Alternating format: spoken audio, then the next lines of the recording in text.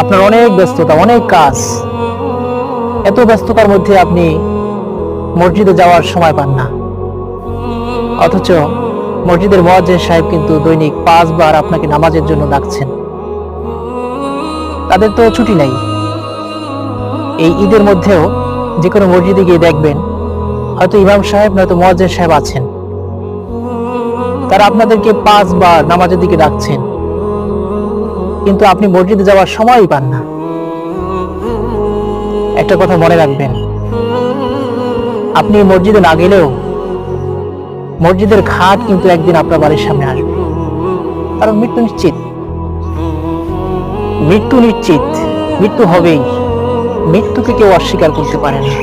যারা নাস্তিক, যারা আল্লাহকে বিশ্বাস করে না, তারা কিন্তু মৃত্যুকে অস্বীকার করতে পারে না।